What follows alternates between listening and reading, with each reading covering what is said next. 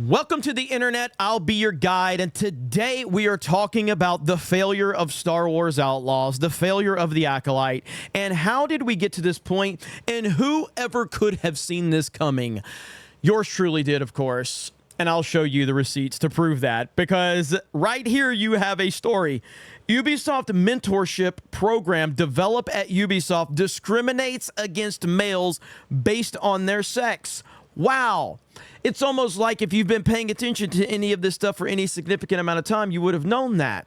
Now, if you go back to my original reaction to Star Wars Outlaws, what did I say? Well, this moment right here has been used by all the weirdos with pronouns in their bio, clipped out of context to try and paint a certain narrative about me, because that's, of course, what they do.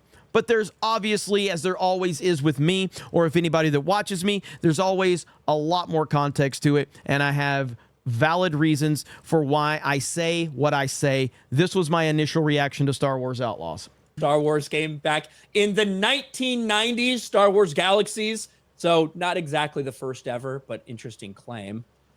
I have not seen this yet. I am not interested based on the fact that you're already presenting a woman of color lead character to me. I'm already out. I'm already out. Just get ready. Thrilled to be bringing Kay Vesk. These are dangerous times. At least that's what I hear. The Empire? I'm already out. Why? Female voice. I'm done. That's it. I'm done. I'm out. No, go ahead. Excuse me. So, why did I say that? Well, is it because I have a problem with female characters? I don't know. Why did I like The Force Awakens so much if I have a problem with female characters? Why? Why was I a fan of Ahsoka from the Clone Wars? Why? Explain that to me, all of you weirdos out there. Explain that.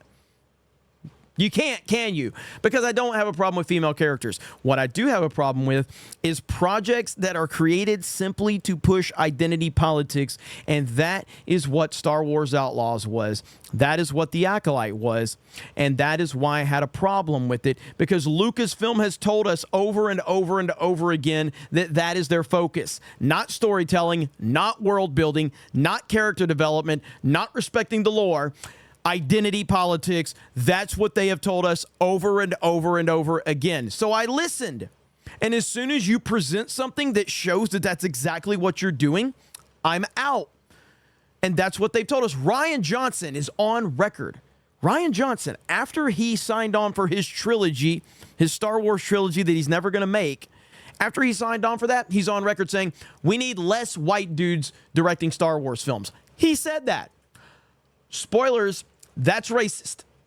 Kathleen Kennedy has been on record saying we need 50% women at Lucasfilm. She said we need 50% women in the VX industry in Hollywood, and our numbers are too low. Who are you going to fire? Are you going to fire a bunch of men so you can meet your identity politics quota?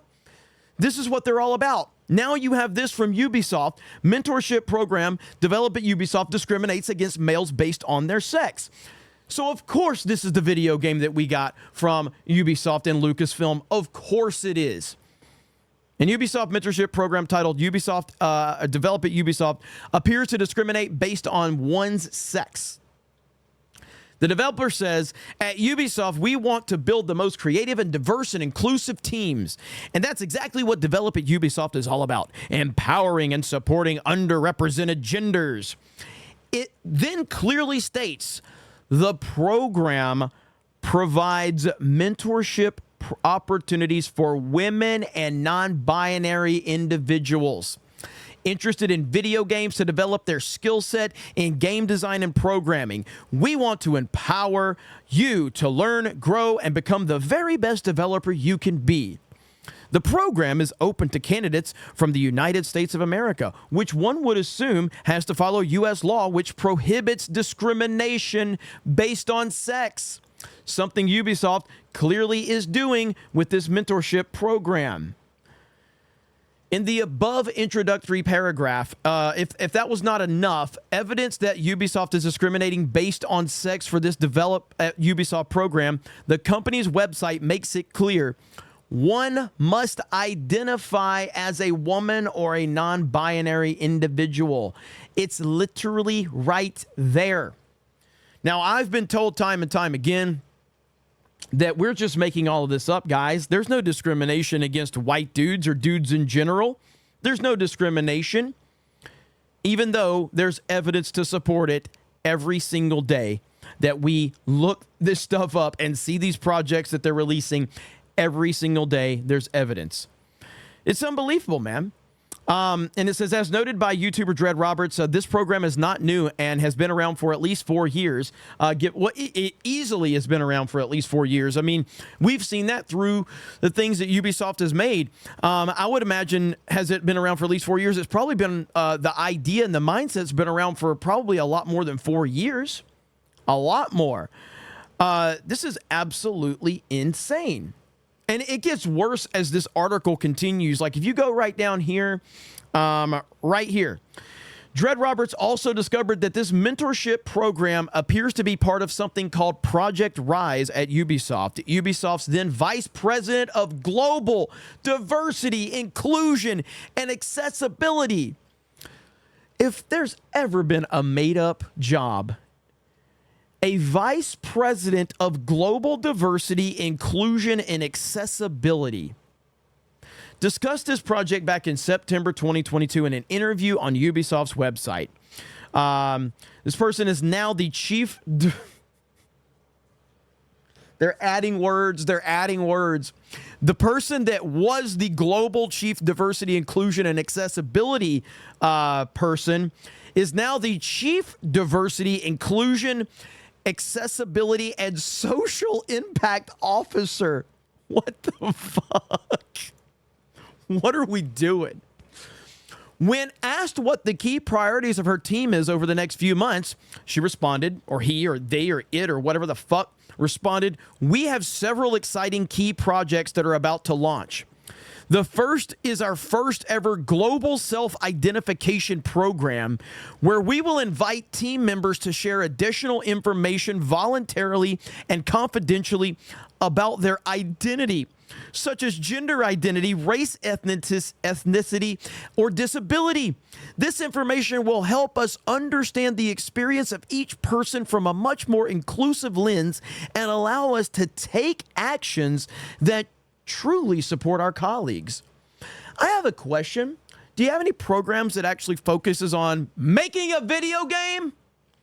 She continued, we know we have room for growth when it comes to representation of racial, ethnic, and cultural diversity, both within Ubisoft and the gaming industry at large. With this in mind, we created a multi-year strategy called Project Rise to ensure that Ubisoft better reflects the diversity of our players, with a focus on racial, ethnic, and cultural diversity. Over the course of the next 5 years, we will focus on 3 key areas: talent acquisition, internal talent development, and external talent pipeline development.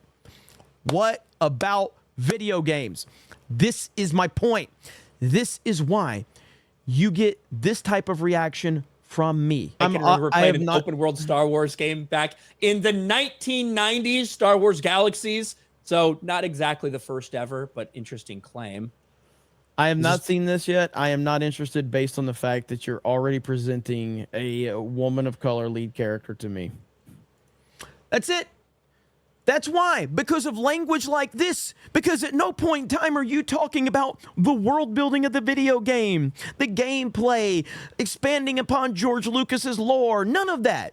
None of that is about video games and worrying about what the actual gamers want.